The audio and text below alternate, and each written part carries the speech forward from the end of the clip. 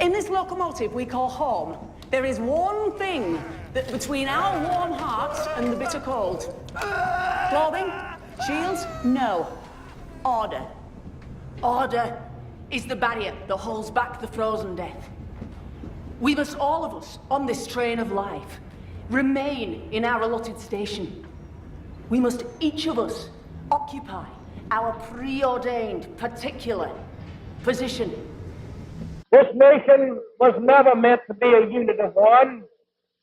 The true brotherhood of America, of respecting the separateness of others and united in effort, has been so twisted and distorted from its original concept that there is small wonder that communism is today winning the world.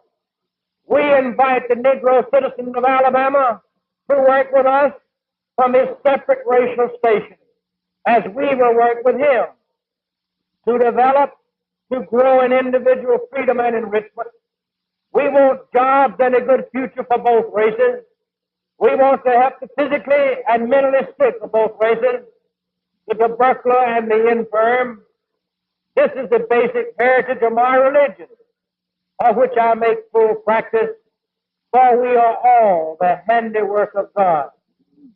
But we warn those of any group who would follow the false doctrines of communistic amalgamation that we will not surrender our system of government, our freedom of race and religion, for that freedom was won at a hard price, and if it requires a hard price to retain it, we are able and quite willing to pay it.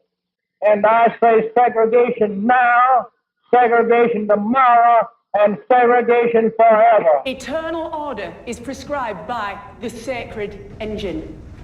All things flow from the sacred engine. All things in their place. All passengers in their section. All water flowing, all heat rising pays homage to the sacred engine in its own particular, preordained position. So it is. So today, by some measures, our schools are as segregated as they were back when Dr. King gave his final speech. And as a result, many young people in America are going to school largely with kids who look just like them. And too often, those schools aren't equal, especially ones attended by students of color, which too often lag behind, with crumbling classrooms and less experienced teachers.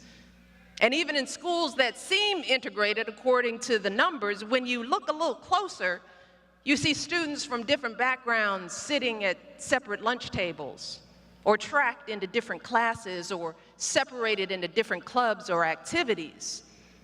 So while students attend school in the same building, they never really reach beyond their own circles. Minister Mason, we were just about to show a video. Very good.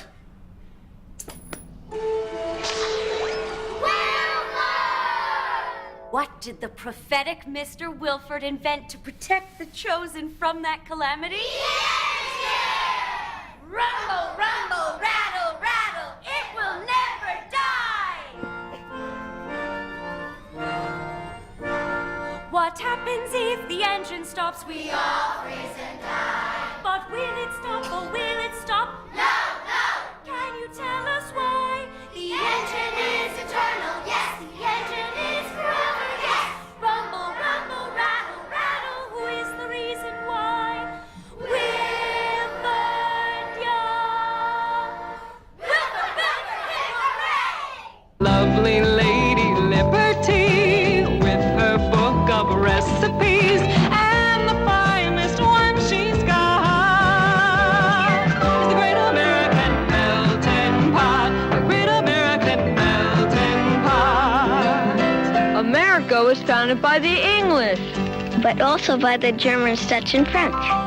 the principle still sticks, our heritage is mixed. So any kid could be the president. You simply melt right in. It doesn't matter what your skin, it doesn't matter where you're from or your religion. You jump right into the Great American Melting Pot. Great American Melting Pot. Ooh, what a stew, red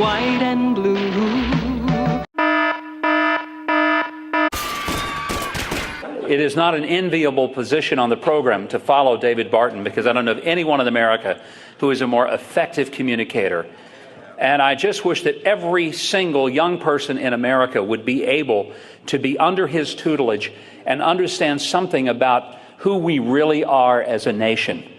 I almost wish that there would be like a simultaneous telecast, and all Americans would be forced at gunpoint, no less, to listen to every David Barton message, and I think our country would be better for it.